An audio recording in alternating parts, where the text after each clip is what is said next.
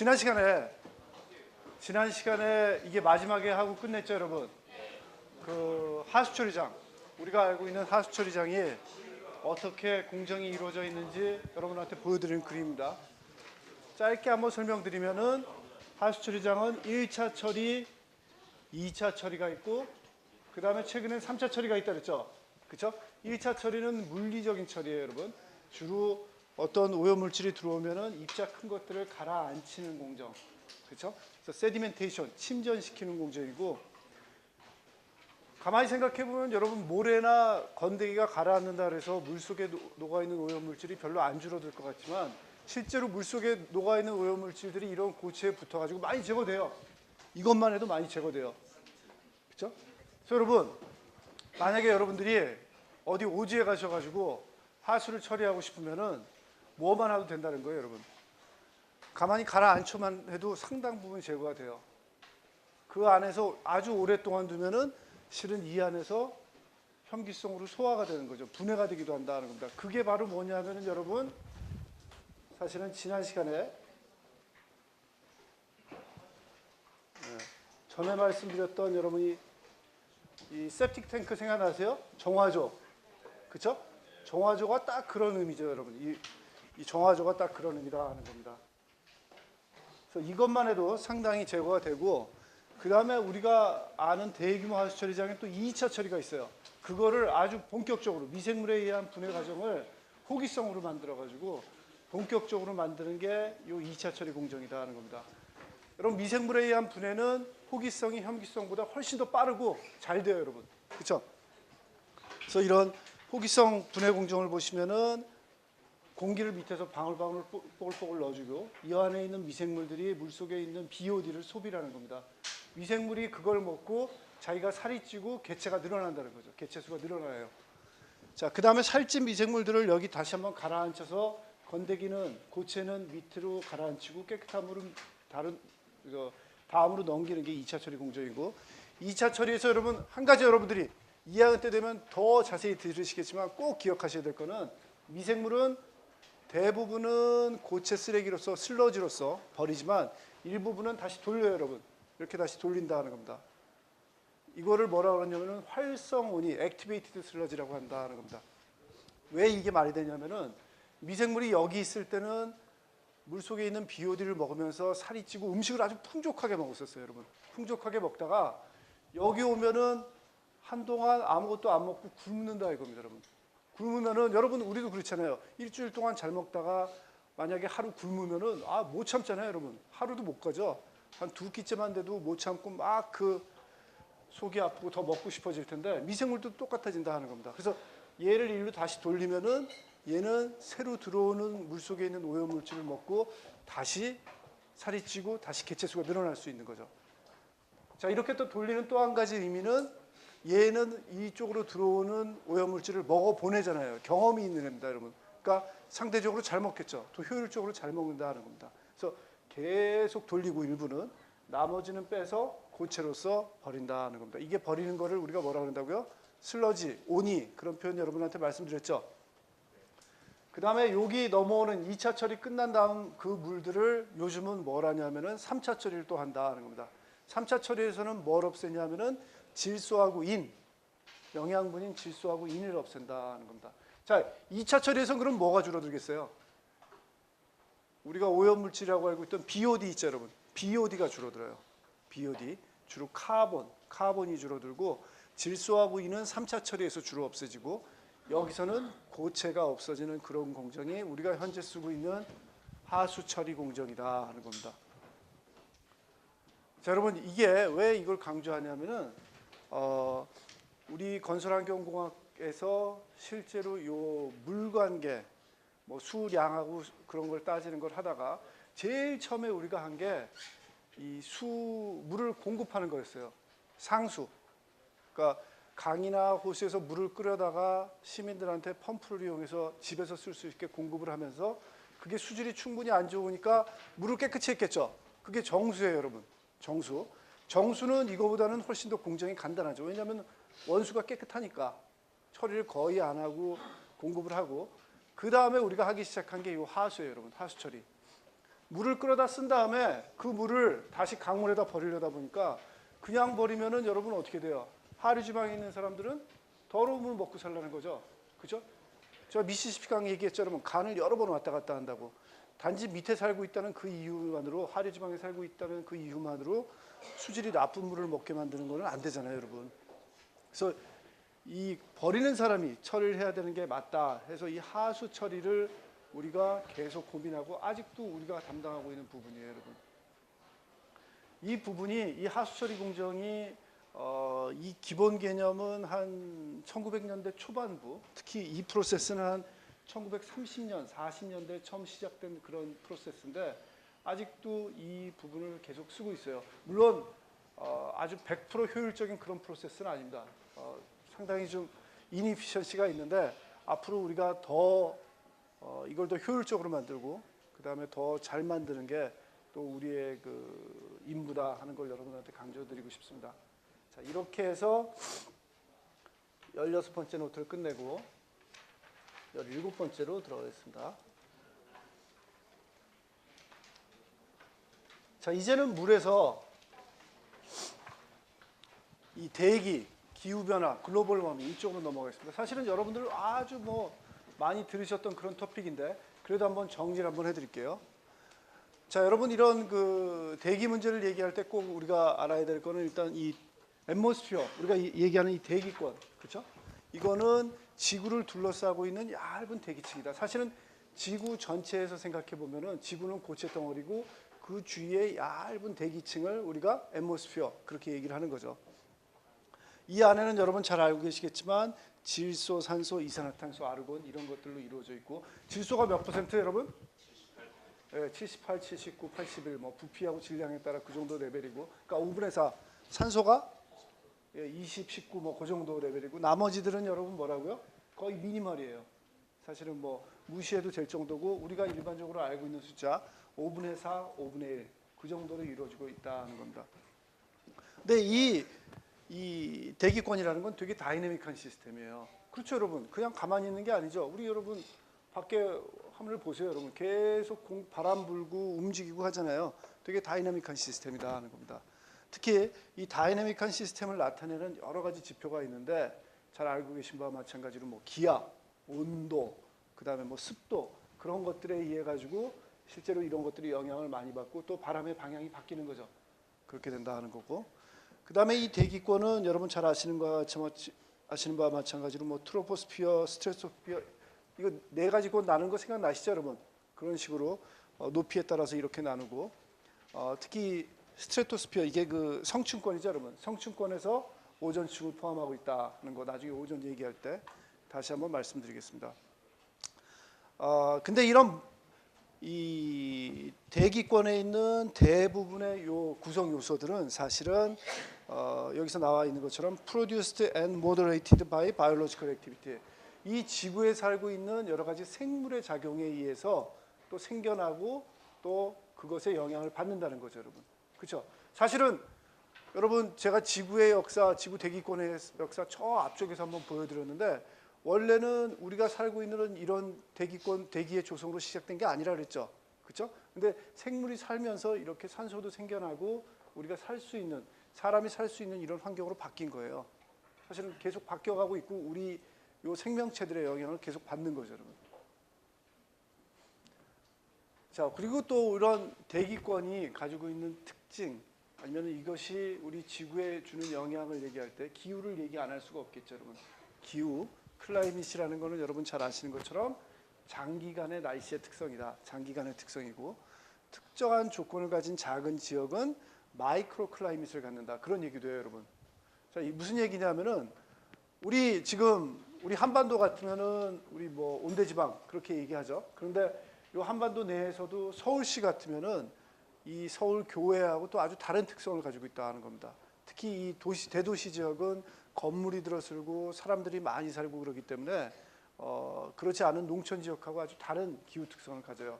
그런 얘기들을 우리가 뭐라고 얘기하냐면은 마이크로 클라이밋이라고 얘기한다는 겁니다. 아주 그 특정한 작은 지역이 가지고 있는 그런 기후 특성을 마이크로 클라이밋이라고 하고, 도시는 여러분 어때요? 일반적으로 더 웜하고 그 다음에 바람이 좀 덜 분다는 겁니다. 물론 바람이 더 불 때도 있어요. 아주 더 작은 스케일에서는 건물을 다 이렇게 건물이 촘촘히 들어서 있을 때 건물 그 사이로 바람이 세게 부는 데 있죠, 여러분. 그런 바람길이 있을 수 있는데 이 도시 전체 스케일에서 볼 때는 이 건물이 없는 데보다는 바람이 좀 덜 분다는 겁니다. 왜냐고요, 여러분?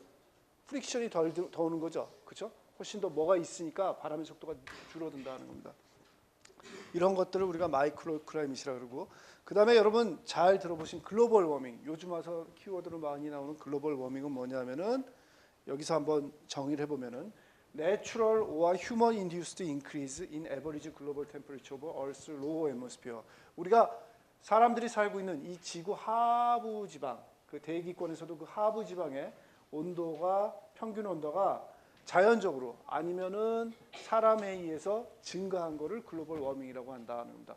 글로벌 워밍은 사실은 여러분 여기서 보시면 아시겠지만 내추럴 or 휴먼 인듀스드 두 가지 다 포함을 하고 있어요. 우리는 주로 요 휴먼 인듀스드 사람이 일으킨 요걸 강조를 하는데 사실은 자연에 의해서도 자연적으로도 증가를 한다면은 그것도 글로벌 워밍이 되겠죠. 그렇죠? 자, 글로벌 워밍을 얘기할 때 우리가 꼭 얘기하는 게 요 온실효과죠. 그렇죠? 그린하우스 이펙트. 이 그린하우스 이펙트를 일으키는 여러 가지 그 대표적인 거를 우리는 보통 이산화탄소 얘기 많이 하잖아요. 이산화탄소는 분명히 들어가고 그 다음에 또 그린하우스 이펙트를 일으키는 가장 큰 원인 중에 하나는 뭐냐면 여러분 워터 베이퍼, 수증기예요. 수증기도 아주 큰 영향을 미친다는 겁니다.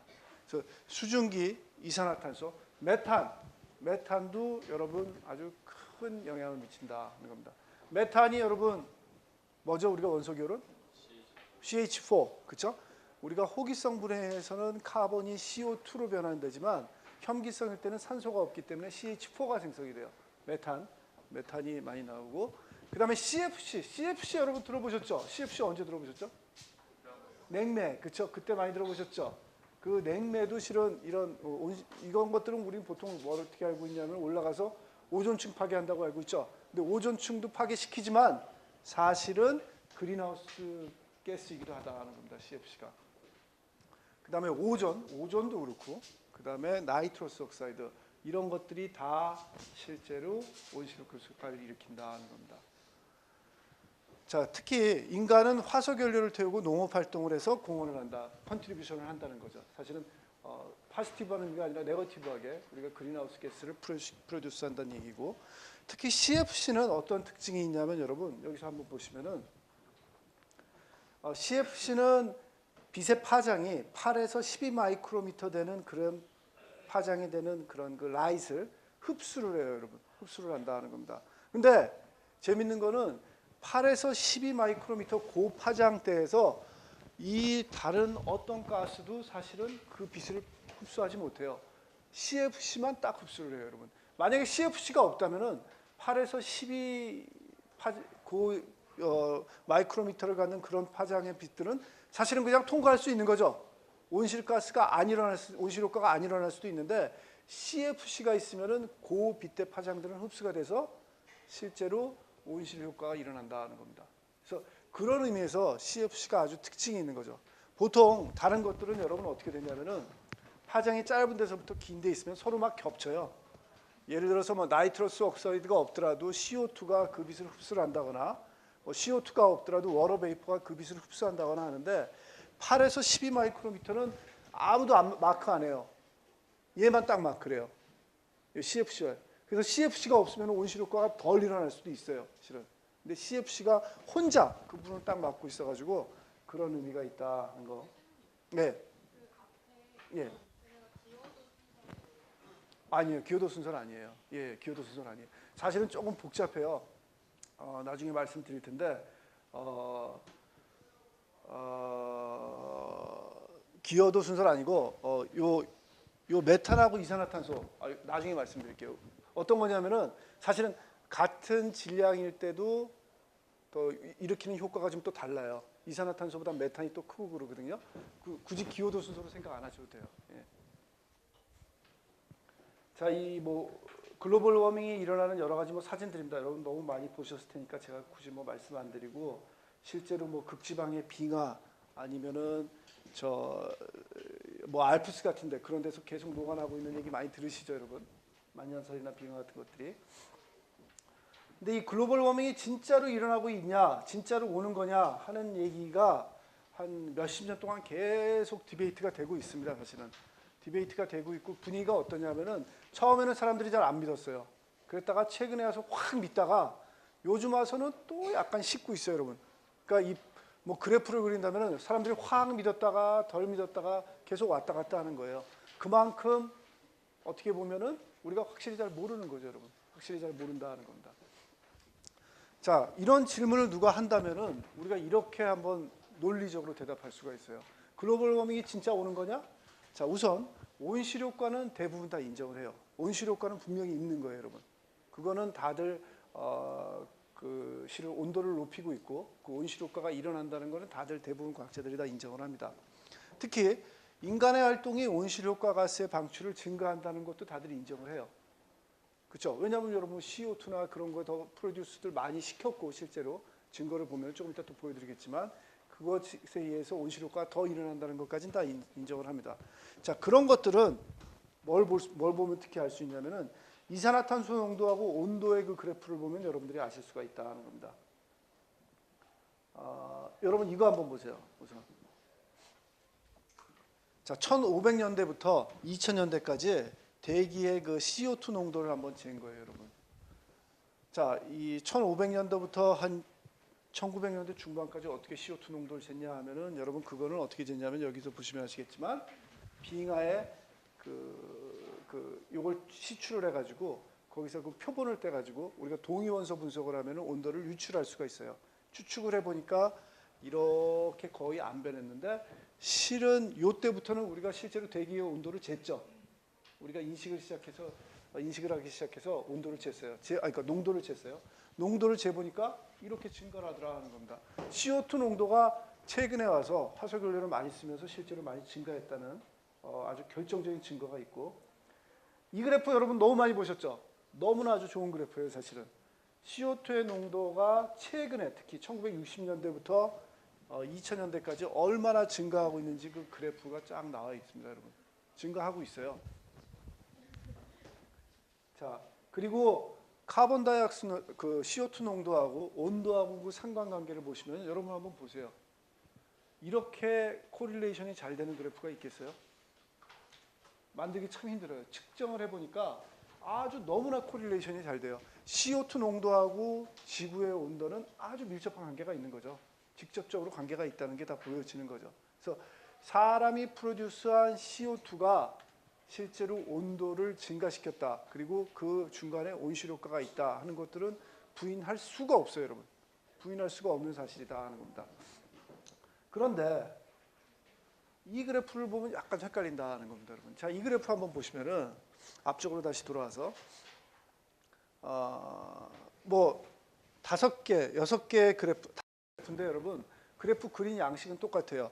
Y축은 뭐예요, 여러분? X축은 시간이죠. 지금으로부터의 시간이고 요 축은 뭐냐면 온도예요. 온도 변화. 그렇죠? 온도 변화인데 자, 우선 여기서부터 한번 봅시다, 여러분. 이게 1860년대부터 한 현재까지 온도 변화를 그린 그래프예요, 여러분. 온도 변화를 보시면은 올라가죠. 그렇죠? 올라가요. 글로벌 워밍이 일어나는 것 같아요. 근데 이거를 좀 더 긴 타임 스팬으로 한번 보면은 한 900년대부터 AD 900년대부터 서기후 900년대부터 지금까지 온도. 그러니까 지금 밑에 이 그래프가 요 전체 그래프에서는 한 요만큼으로 줄어드는 거죠. 그렇죠? 시간을 늘렸으니까. 이렇게 트렌드를 보면 여러분 어때요? 트렌드를 보면은 요때는 올라가는 거 분명히 보여요. 그런데 전체적인 사이클을 보면 여러분 어때요? 옛날에도 올라갈 때가 있었어요. 올라갔다가 떨어졌다가 다시 올라가는 시기다 하는 겁니다. 그 얘기도 들으셨죠, 여러분? 지금이 딱 우리가 이 간빙기에서 빙하기 사이가 간빙기잖아요. 간빙기에서 사실은 사이클상 올라가는 시기예요. 그렇죠? 지금 이 그래프를 보면은 글로벌 워밍, 뭐 글로벌 워밍의 정의가 내추럴 오어 휴먼 인듀스드 다니까 뭐 글로벌 워밍 되긴 되는데 혹시 휴먼 인듀스도 물론 공헌을 하긴 하지만 내추럴리 우리가 그냥 올라가고 있는 사이클이 아닌가 하는 그런 생각도 딱 드는 거죠, 여러분. 자, 그럼 무슨 얘기냐면은 우리가 많이 방출한 CO2에 의해서 혹시 그것만에 의해서 되는 게 아니라 원래 이게 일어나기로 돼 있던 거 아닌가 하는 그런 느낌을 가질 수 있겠죠. 그렇죠? 뭐 좋아요, 여러분. 지금 옛날에 올라갈 때보다 지금도 좀 급하긴 해서 좀 걱정을 하긴 해야 되겠지만 전반적인 사이클은 혹시 이게 아닌가, 혹시 인간이 잘못했더라도 완전히 망가뜨리지는 않지 않나 하는 그런 약간의 안도감을 가져도 될 만한 그런 그 그래프예요. 자, 이 시간대를 다시 짧게 하고 더 긴 시간대 한번 봅시다. 지금으로부터 18,000년 전부터 이 지구의 온도를 한번 그려보면 여러분 어때요? 이 그래프를 보면은 이 그래프 봤을 때보다 더 마음이 여러분 어때요? 더 놓이죠. 그렇죠? 지금 우리가 걱정하는 이거 큰 스케일에서 보면은 별거 아니에요, 여러분. 그렇죠? 우리가 온도 뭐 조금 올라간다 그래서 뭐 걱정하고 그러는데 사실은 뭐 옛날에 이런 트렌드를 봐도 뭐 그렇게 크게 걱정 안 해도 될 만하다는 겁니다. 더 길게 한번 봅시다. 이 시기로 보면은 와우, 어때요, 여러분? 대범하게 살아도 될 것 같아요. 그렇죠? 대범하게 살아도 될 것 같아요. 더 길게 한번 보세요, 여러분. 물론 저 형광등이 가려가지고 조금 안 보이긴 하지만 여러분 노트에는 분명히 프린트가 돼 있지만 어때요, 여러분? 신경 안 써도 돼요. 그렇죠? 그런 결론이 나올 수도 있겠죠. 그래서 전반적인 큰 지구의 온도 변화 그런 그 스케일에서 보면은 사실은 우리가 좀 너무 오버하는 거 아닌가 하는 그런 생각을 할 수도 있어요, 여러분. 그렇죠? 그래서 약간 좀 애매해요. 내추럴이 아주 큰데 휴먼 인듀스는 아주 작은 게 아닌가 하는 그런 생각이 들기도 한다는 겁니다. 그래서 이런 여러 가지 그 증거나 이런 사실들을 보고 아직도 약간 디베이트가 일어나는 거예요. 괜히 오버하는 거다. 괜히 걱정할 필요도 없는데 오버하는 거다. 그런 얘기도 충분히 나올 만하죠, 여러분. 그렇죠? 그런데 여러분 그 CO2 농도하고 온도가 이렇게 밀접하게 관계가 있고 지금 우리가 CO2를 방출하는 그런 속도를 보면은 조금 걱정이 되긴 하죠, 여러분. 왜냐하면 여러분 그 언제도 우리가 이런 식으로 CO2를 방출한 적이 없잖아요. 그렇죠? 매번 이러다가 우리 이렇게 방출한 적이 없지 않냐는 겁니다. 이런 스피드가. 그런 면에서는 조금 걱정이 되긴 되는 거죠, 여러분. 전체적인 스케일에서 보면은 걱정이 안 되지만. 자, 얼음이 얼마나 많이 없어지고 있냐면은 여러분 이거 그린란드입니다. 그린란드 아시죠? 그린란드 어디 있는지 아세요? 저 유럽 저쪽 북쪽에. 그렇죠? 이름은 그린이지만 여러분 잘 알고 계시지만 거기 그렇게 그린한 데 아니죠. 되게 추운데요, 여러분. 그렇죠? 되게 추운데요. 그 그린란드라는 데가 원래 어떻게 생겼냐면 여러분 이렇게 생겼답니다. 여기 땅이 있어요. 베드락이니까 여러분 아주 그 락이에요, 락. 그렇죠? 아주 그 바위 덩어리인데 그 위에 얼음으로 쫙 덮인 나라라고 생각하시면 돼요. 추워가지고. 근데 이 얼음의 두께가 대충 맥시멈 시크니스는 한 2마일. 여러분 2마일이면 3.2km 정도 되는 완전히 팍 덮여 있는 나라죠. 그래서 이게 어떤 단계냐면은 한 2007년에 보시면은 여러분 요런 얼음 덩어리가 대부분 요 섬을 차지하고 있을 정도로 아주 얼음으로 돼 있는 그런 나라고.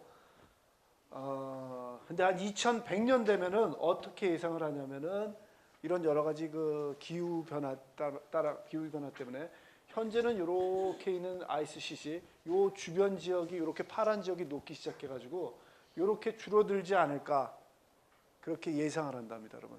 그린란드가 혹시 그린해질 수도 있지 않을까 하는 그런 예상을 하는 거죠. 그래서 이게 녹는다는 건 어떻게 되냐면은 여러분 잘 아시겠지만 위쪽에서 태양을 받아가지고 일부 구멍을 뚫는 거죠. 구멍을 뚫려가지고 위쪽으로 물이 들어가고 그 물이 녹아서 바닷물로 이렇게 들어가는 그런 그 현상이 일어날 거다, 일어나고 있다 하는 걸 여러분들이 아실 수가 있고 실제로 요 바다 주변에 가면은 그린란드가 그야말로 그린해졌답니다, 여러분. 물론 이거는 항상 이렇지는 않고 여름에 아주 짧은 기간이긴 하지만 이렇게 반팔을 입고 여러분 이 아저씨 그래도 옷 색깔 잘 맞췄죠, 여러분? 그린란드에 사는 사람답게 그린하게 입고 여러분 이렇게 농사도 지을 수 있을 만큼 이런 지역이 돼가고 있다는 겁니다, 여러분. 이런데 이런 지역이 여기뿐만 아니죠. 다른 데도 많죠. 자, 아까 제일 마지막에 무슨 얘기냐면은 글로벌 워밍이라는 거는 내추럴도 있고 휴먼 인듀스도 있고 사실은 좀 복잡해요, 여러분. 아직도 계속 디베이트이 있다 그랬죠. 이 디베이트이 있을 수밖에 없는 이유 몇 가지를 여러분한테 말씀드리면은 이 과목에서 제일 처음에 들어와서 여러분 우리가 배운 게 뭐냐면은 시스템이라는 얘기를 배웠어요. 그렇죠? 시스템이라는 거는 여러 가지 구성 요소가 모여 가지고 하나의 목적을 달성한다든지 하는 그런 그 여러 가지가 모여 있는 그런 걸 우리가 시스템이라 그랬죠. 그러면서 그 시스템의 특징 중에 하나가 뭐가 있다느냐면 피드백이 있다 그랬어요, 여러분. 피드백이라는 거는 자기가 어떤 걸 했을 때 그게 자기 자신한테 다시 자극으로 와서 자기가 다시 행동으로 나온다 그랬죠. 그러면서 얘기했던 게 우리가 뭐가 있냐면은 네거티브 피드백, 포지티브 피드백이 있었어요. 생각나세요, 여러분? 뭐가 더 시스템을 안정적으로 만든다고요? 네거티브 피드백이 더 안정적으로 만들고 포지티브 피드백은 그 시스템을 망가뜨려 버린다 그랬죠. 그렇죠? 요 지구 온난화도 여러분 특히 온실효과 이거와 관계돼서도 지구 전체를 시스템으로 봤을 때 네거티브 피드백, 포지티브 피드백이 다 있더라는 겁니다, 여러분. 자, 결론적으로 말씀드리면은 네거티브 피드백에서는 온도가 올라가는 거를 어떻게 할까요, 여러분? 낮추려고 그러겠죠. 포지티브 피드백은 온도가 올라갔을 때 그게 더 온도가 올라가게 그런 식으로 하는 것들이 있다는 겁니다. 양쪽 요소들이 다 나타나고 있어요. 그리고 어떤 게 더 큰지 그거를 우리가 아직 명확하게 숫자로 이렇게 파악을 못하고 있어요, 여러분. 그래서 이게 앞으로 어떻게 될지를 정확히 잘 모르고 있습니다, 우리가. 그래서 그거를 좀 더 잘 규명하고 잘 알아보려는 게 여러 과학자들이 지금 노력하고 있는 거고 아마 여러분들의 일부도 그런 쪽에 연구를 하실 수도 있겠죠, 나중에.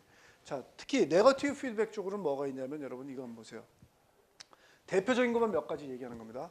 More algae in warmer oceans absorb CO2 in the air. 자, 무슨 얘기예요, 여러분? 지구의 온도가 올라가면은 여러분 물속의 알지들 이런 그 식물성 플랑크톤들이 조류들이 더 많이 살아나겠죠. 그렇죠? 온도가 올라가니까 이런 들이 더 잘 살 거 아니에요. 더 많이 물속에 뜨다 보면은 걔네들은 광합성을 하죠, 여러분. 광합성을 하다 보면은 지구 중에 있는 CO2를 흡수를 더 할 거 아니에요. 그렇죠? 자, 그렇게 되면은 대기 중에 있는 CO2가 물속에 있는 알지로 들어가면은 CO2의 농도가 줄어드니까 결국은 온실 효과가 덜 일어나겠죠. 그래서 온도가 내려가게 된다는 겁니다.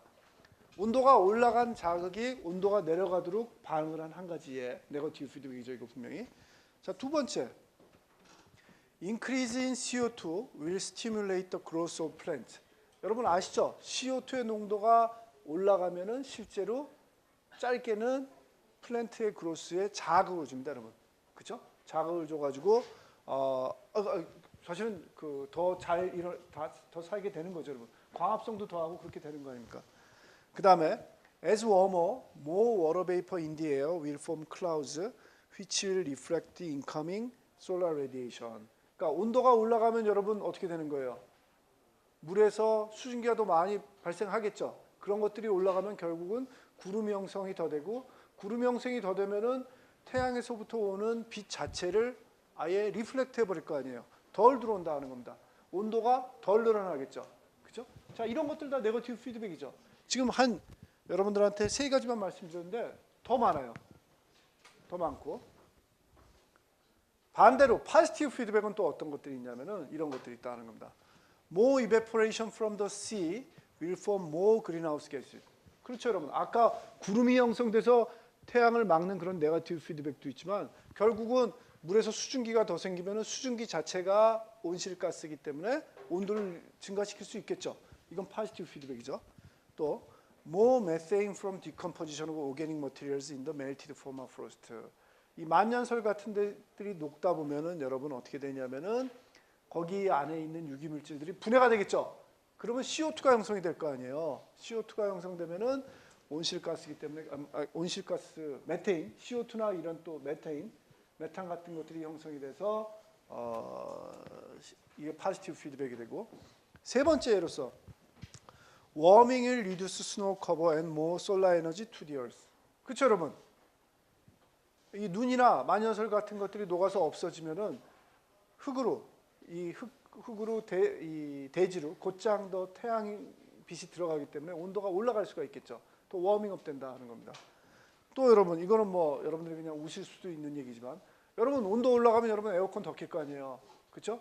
에어 컨디셔너 더 키면은 결국은 우리가 화석연료를 더 써가지고 CO2 더 방출되니까 이것도 포지티브 피드백을 볼 수 있죠. 자, 이런 것들이 다 얽히고 설켜 있어요.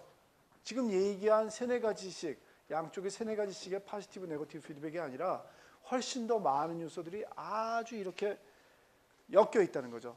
서로 엮여 있어가지고 우리가 뭐 계산기 간단하게 두드려가지고 무슨 엑셀 파일이 있어가지고 오케이 언제 되면 온도가 어떻게 되나 그렇게 딱 계산해서 나올 수 있는 게 아니다 하는 겁니다. 우리가 정보가 더 필요하고 경험이 더 필요해요. 아직 결론 내리기는 너무나 어려운 토픽이다 하는 겁니다. 그래서 정확히 어떻게 될지는 잘 모르겠어요. 그런데 분명한 거는 여러분 다시 한번 말씀드리지만 내추럴리는 사이클 보면 걱정은 안 해도 되는데 우리가 단지 걱정을 하는 거는 우리가 요즘 들어가지고 CO2 방출이 엄청났다는 거죠. 과거에 한 번도 한 적도 없는 양이 갑자기 급속하게 올라가가지고 제일 걱정하는 거는 이런 거예요, 여러분.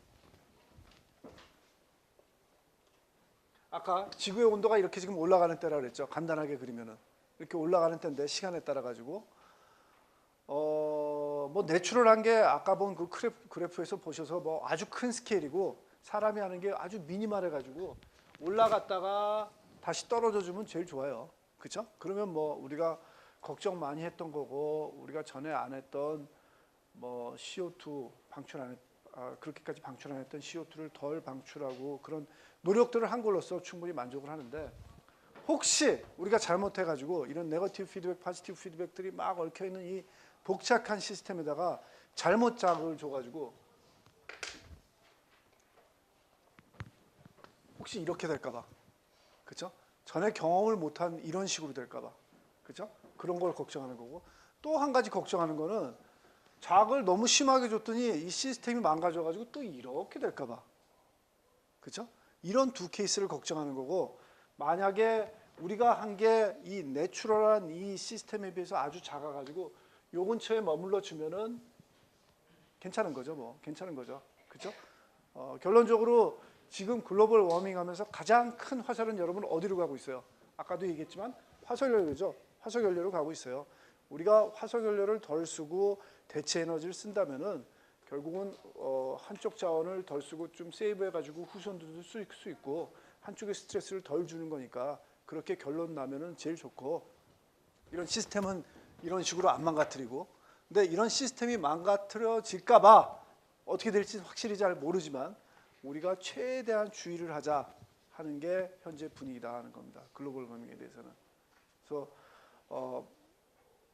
마음을 놓을 수는 없어요. 마음을 놓을 수는 없는데 그래도 지금 우리 스스로한테 얘기하는 화석연료 덜 쓰자, CO2 방출을 줄이자 하는 거는 어떻게 되든지 간에 되게 유효한 얘기이기 때문에 우리가 신경을 쓰고 줄일 수 있도록 노력을 해야 된다는 겁니다.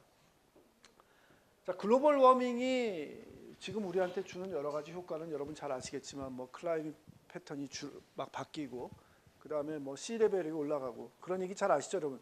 평균 해수면 상승 그러면서 여러 지역들이 아주 그 영향 받는 거 잘 알고 계시죠? 그래서 이런 것들이 우리한테 뭐 큰 영향이 줄 수가 있다는 겁니다. 그 어느 나라예요, 여러분? 그 얘기 들으셨죠? 저기 투바루, 그렇죠? 실제로 잠기는 거죠. 그 나라는 막 이민 가고 그러는 거죠. 그래서 그런 것들이 더 많이 일어날 수도 있는 거죠. 자, 글로벌 워밍이 일어나면서 뭐 여러 가지 사진들입니다. 이거는 여러분 우리나라에 많이 생긴 거예요. 여러분 최근 몇 년간 한번 보시면은 저 어렸을 때는 없었어요, 여러분. 이런 이 넝쿨 같은 것들이 아주 발달을 하고 있어요. 우리나라 그 식생에서 보면은 숲이나 이런 그 나무 몇 그루 있는데 이런 그 넝쿨 같은 게 자연적인 넝쿨 같은 게 그렇게 많지 않았거든요. 근데 여러분들 요즘 우리나라 그 산야에 가 보시면 이런 것들이 많이 늘어나고 있어요. 전에 없던 거예요. 글로벌 워밍 때문에 사실은 온도가 늘어나면서 증가하면서 올라가면서 이런 그 변화들이 생기고 글로벌 워밍을 막아보겠다고 뭐 여러 가지 그 시도하는 겁니다, 여러분. 유럽 쪽에 알프스 쪽에서 하는 시도인데 요 만년설 그냥 놔두면 태양이 들어가지고 녹이니까 이런 카바를 덮은 거예요, 여러분. 뭐 어떻게 하겠어요? 사실은 뭐 그냥 쇼 같죠. 이거 이거 다 깔겠어요, 이걸, 그렇죠? 참 우스운 얘기지만 이렇게 노력하는 그런 아이디어도 있고, CO2를 줄이는 아주 재미있는 얘기 중에 하나가 여러분 뭐냐면은 여러분 그 얘기 아세요? 그 9/11 미국에서 그 비행기 사고 있었잖아요. 9.11 지금 뭐 새 빌딩 거의 다 지었다 뭐 그런 얘기도 들었는데 9.11에서 비행기 갖다 박았잖아요. 그때 한동안 단기적으로 미국에서 비행기를 못 다니게 했죠. 한 며칠간이라도 못 다니게 했어요, 여러분. 근데 실제로 비행기를 못 다니게 하다 보니까 CO2 농도가 줄어들 정도로 아주 괜찮더라는 겁니다, 여러분. 자, 무슨 얘기냐면은 지금 우리 비행기 엄청 타고 다니죠. 근데 비행기가 여러분 엄청나게 CO2 많이 방출하는 거 아시죠? 여러분 얼마나 무거운 거예요. 뭐 기계 전공하고 항공 전공하는 사람들은 자기네들은 아직도 신기하다 그러더라고요. 비행기가 어떻게 날아다니는지 신기하다고 그러는데 뭐 맞습니다. 사실은 그 덕에 우리가 여행도 더 쉽게 하고 세계가 더 가까워지긴 했는데 이 비행기라는 이 기관을 한번 생각해 주시면 이 기계를 뜨면서 CO2를 땅 밑에서도 아니고 곧장 하늘에다 방출하잖아요, 여러분. 높은 고도에다가. 그렇죠? 아주 이 온실효과 가스를 아주 지대로 공급해 주고 있는 거예요, 여러분. 얘네들이 안 다니니까 하늘이 깨끗해졌어요, 사실은. CO2 농도가 줄어들 정도로 비행기에서 방출되는 CO2가 사실은 우리가 무시 못할 만큼 큰 양이라는 겁니다. 그렇다고 비행기 타고 다니지 말자는 건 아니에요. 물론 비행기 타고 다녀서 얻는 건 많지만 사실은 우리가 그만큼 또 대가를 또 지불하고 있다는 거죠, 여러분. 자, 여기서 하는 얘기는 뭐냐면은 CO2를 이런 개념을 누군가 얘기하고 있어요. CO2 방출하니까 하늘에 이렇게 올라간 CO2를 한번 그걸 포집할 수 없을까 하는 그런 얘기하는 거죠. 근데 쉬운 개념은 아닙니다, 여러분. CO2 이산화탄소 포집 그런 얘기는 들어보셨죠? 포집이라는 거는 될 수 있는 대로 그 소스 근처에서 해야지 이거를 하늘에 일단 다 퍼뜨린 다음에 그거를 뭐 공기정환기를 지구 스케일에서 뭐 쓰겠어요, 여러분? 쉬운 얘기는 아니다 하는 겁니다. 그래서 요즘 얘기 많이 하는 게 뭐냐면 여러분 이런 개념이에요. CO2를 잘 포집을 해가지고 땅 속에다 다시 집어넣자는 거예요, 여러분. 특히 어디다 집어넣자냐면은 오일 레저바, 이 유전지대 있죠.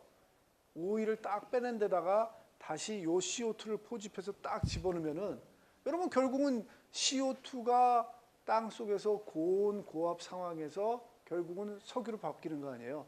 그렇게 해보자는 그런 개념들을 하고 있어요. 실제로 이런 개념들을 실현시킨 게 저쪽 북유럽 쪽 가면은 실제로 하고 있습니다. 이걸 하고 있는데 우리나라는 기본적으로 이게 잘 안 되죠. 왜 안 돼요, 여러분? 기름이 없잖아요.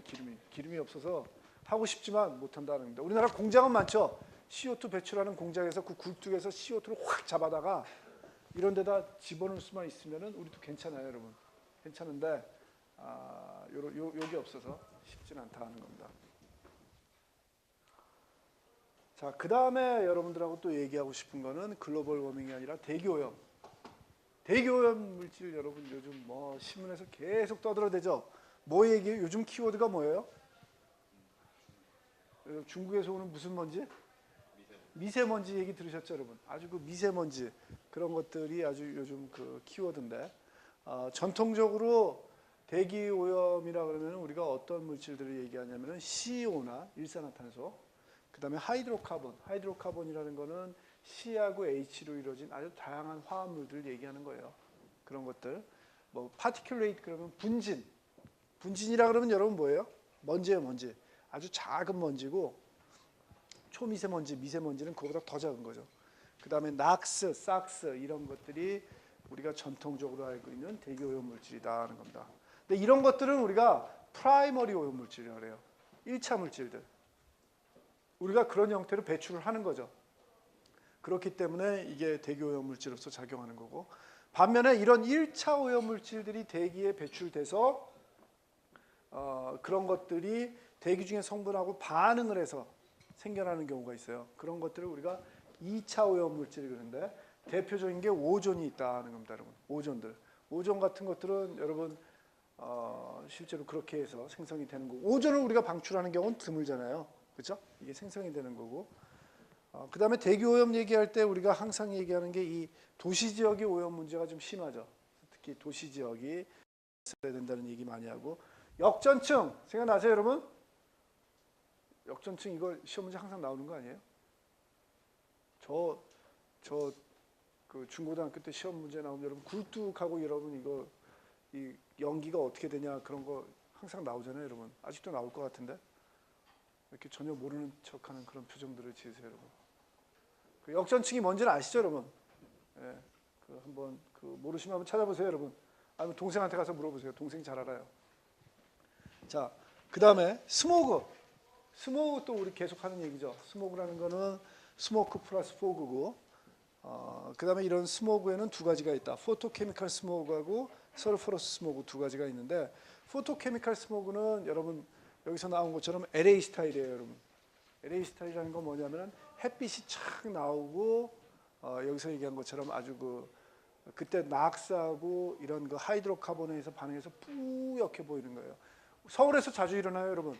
서울의 봄날 아니면 가을에 오후에 토요일 오후 같은데 이 딱 제일공학관 이 5층 이강인실쯤에서 저쪽 강남을 바라보면은 뿌연 거 있죠. 약간 밝은색 해 있을 때 그런 게 대표적인 이 포토케미컬 스모그다 하는 겁니다. 그 다음에 이 설퍼러스 스모그라는 거는 언제 생기냐면은 이 기온이 좀 낮을 때, 그리고 아주 좀 구름이 많이 껴있는 좀 어둑어둑할 때 생기는 건데, 이런 그 석탄이나 기름 같은 것들을 막 뗐을 때 생기는 겁니다. 약간 불그스름한, 비 왔을 때 뿌연데 불그스름한 좀 어두운 분위기의 그런 스모그가 이런 그 설퍼러스 스모그다 하는 겁니다. 그래서 약간 이 설퍼러스 스모그니까 주로 뭐에 의한 거냐면 이 황이 관계된 거죠, 여러분. 황이 관계된 거고, 이렇게 좀 다르다 하는 겁니다. 포토케미컬은 주로 낙스가 결부돼서 생기는 그런 스모그들이 있다. 둘 다 보여요, 여러분. 둘 다 가끔 도시에서는 보인다 하는 겁니다. 이런 포토케미컬 스모그는 주로 어떻게 생겨냐면은 잘 아시겠지만 해가 들어오고, 낙스는 주로 자동차, 차 많이 나오면 거기서 꼭 나오죠. 낙스하고 하이드로카본에 있는 오게닉 케미칼하고 반응을 해가지고 이런 포토케미컬 스모그가 생겨난다 하는 거 여러분들한테만 다시 말씀드리고 싶고, 그 다음에 설퍼러스 스모그는 마찬가지로 이런 그 주 원인은 화석 연료를 떼 가지고 그런 것들에 있는 그 설퍼, 삭스가 여러 가지 분진하고 반응해서 생겨난다 하는 거 여러분들이 한번 꼭 봐주십시오. 그 다음에 요즘 와서는 얘기 좀 더 하는데 이 산성비, 그렇죠? 산성비 얘기는 잘 아시죠, 여러분? 그렇죠? 이런 여러 가지 그 삭스나 낙스 같은 것들이 올라가면은 수증기하고 만나가지고 결국은 산이 형성이 되잖아요. 그래서 그런 것들에 의해서 pH가 낮아져가지고 이런 것들이 소일 퍼틸리티나 레이크 에코시스템이나 휴먼 소사이티 다 영향을 준다는 겁니다. 그래서 그림을 그려보면은 삭스, 낙스 같은 것들이 올라가고 이동을 하면서 구름하고 만나가지고 황산, 질산 같은 성분들이 생겨나서 산이 생겨나서 그런 것들이 떨어져서 산성비가 되는 거죠, 여러분. 그렇죠? 뭐 기본적으로 산성비 얘기를 덜하지 산성비 문제가 해결된 건 아니죠. 삭스하고 낙스는 계속 방출이 되고 있기 때문에 계속 그게 나타난다는 겁니다. 자, 글로벌 워밍도 얘기했고 대기 오염도 얘기했는데 여러분 요즘 또 신경을 많이 써야 되는 게 실내 대기 오염이에요, 여러분. 살다 보니까 밖이 공기가 안 좋다고 안에 들어왔더니 지금은 어떤 현상이 일어나고 있냐면 안이 공기가 더 안 좋더라는 겁니다, 여러분. 실은 제가 그 그래프가 있나? 여러분 이거 한번 보세요. 사실은 놀라워요. 여러 가지 오염 물질들입니다. 오게닉 케미칼, 컨버스천 프로덕트. 컨버스천 프로덕트라는 거는 우리가 연소했을 때 생겨나는 여러 가지 그 오염 물질들.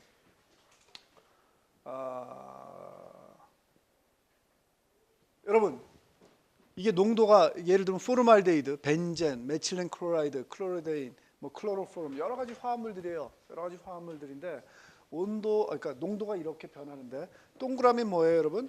에버리지 아웃도어 컨센트레이션.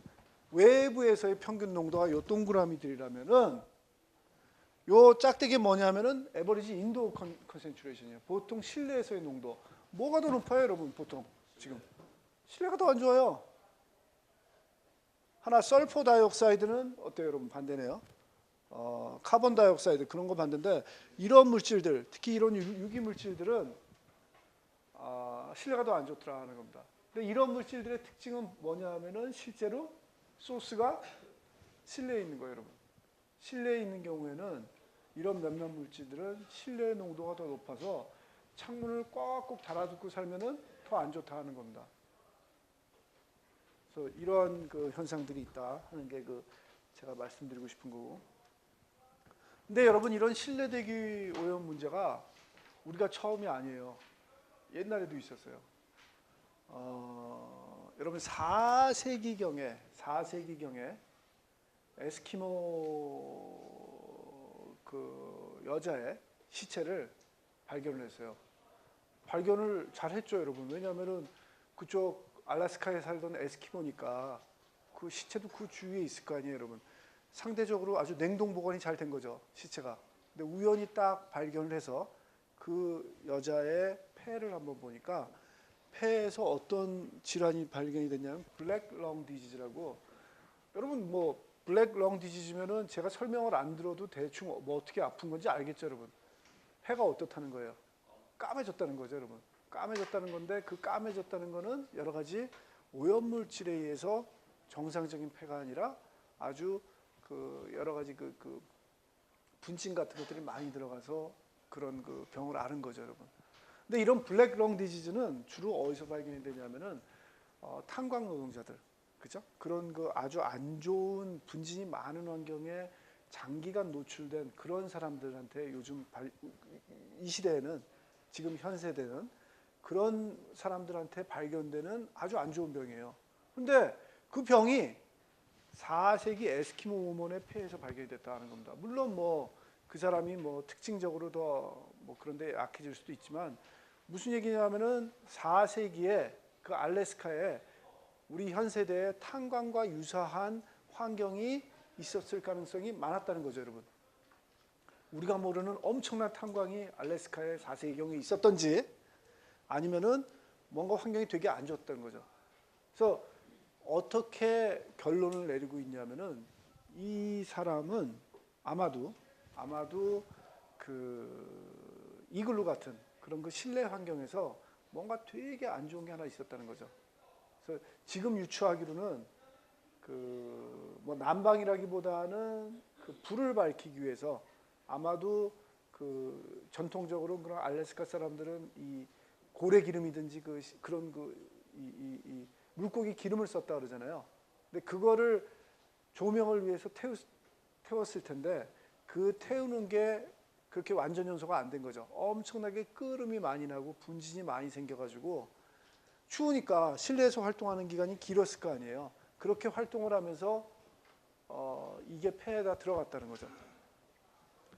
그러니까 실내 대기 오염이 물론 양상은 다르죠. 지금은 여러 가지 이런 화합물들, 벤젠이나 클로로포름, 뭐 포르말데히드 그런 접착제들에 의해서 일어났지만 그 당시에는 조명을 위한 그런 그 물고기 기름을 태우면서도 실제로 지금 우리가 악영향 받는 것과 같이 유사하게 악영향을 받았을 거다 하고 생각을 하고 있어요, 여러분.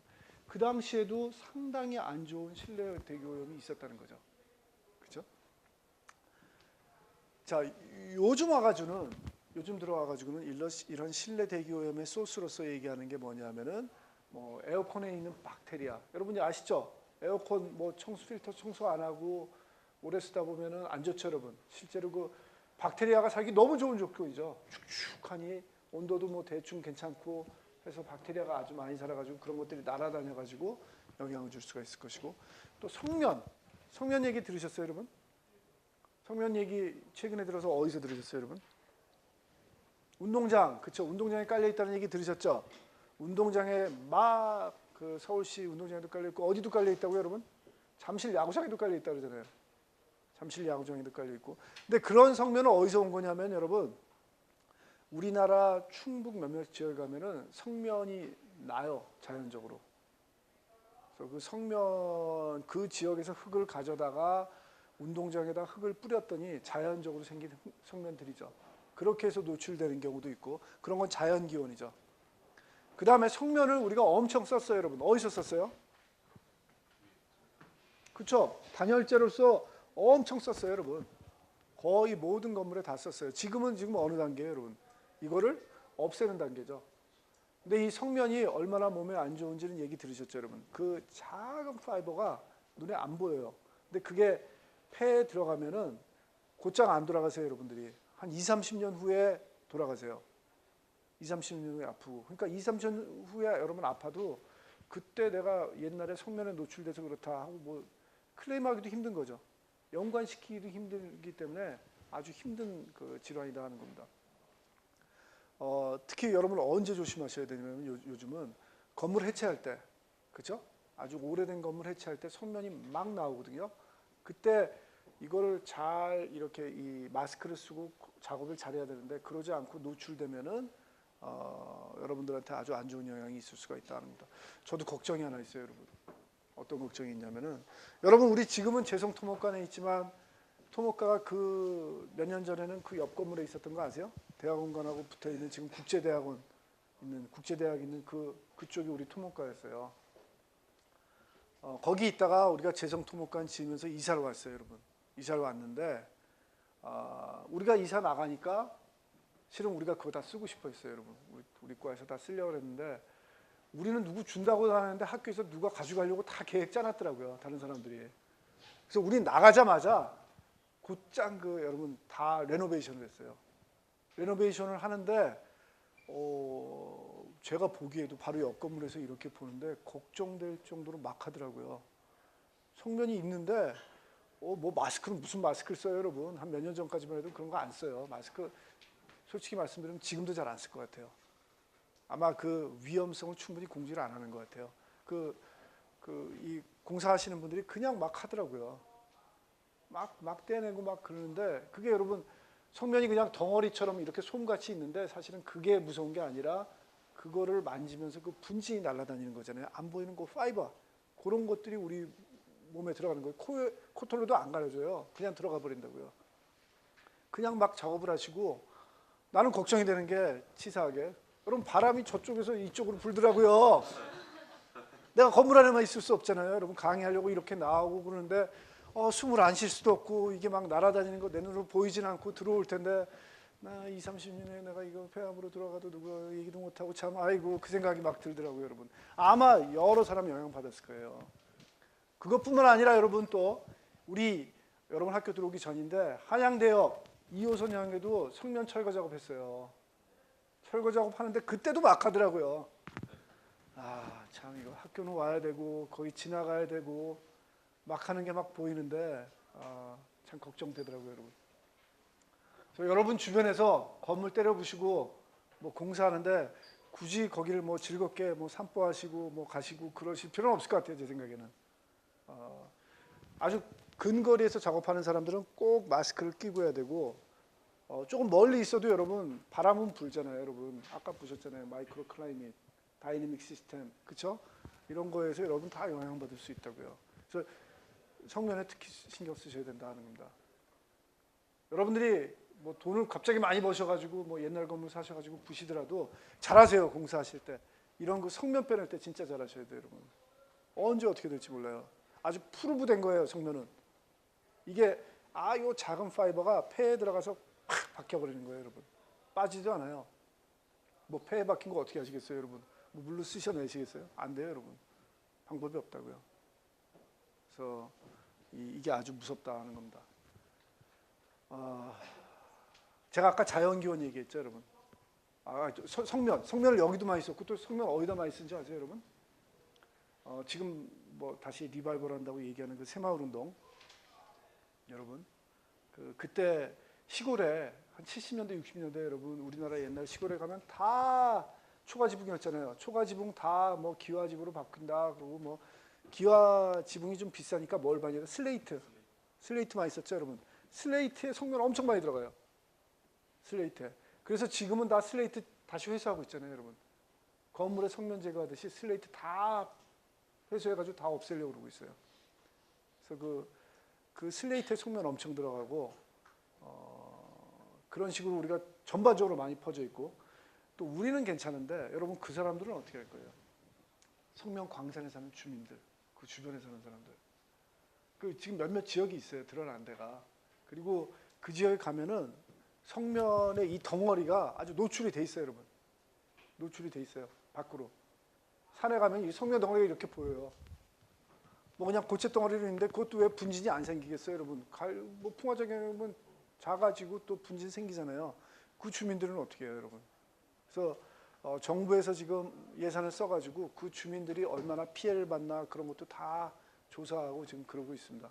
그래서 참 슬레이트나 아니면은 단열재를 쓴 거는 우리가 어느 정도 소스가 분명히 보여가지고 컨트롤 가능한데 요즘 와서 우리한테 또 아주 골칫덩어리가 된 게 뭐냐면은 성면 그 탄광 광산의 근처에 사는 주민들 같이 자연기원에 의한 이런 오염물질들 이런 것들은 어떻게 할까 하는 게 또 아주 이 환경하는 사람들의 큰 고민 덩어리입니다. 그 다음에 여러분 포르말데히드 얘기 많이 들으셨죠? 뭐 한 2년에 한 번씩은 텔레비에 꼭 나오잖아요, 여러분. 이 접착제로서 많이 쓰이는 거 이런 거 되게 안 좋다는 거. 담배 연기 여러분.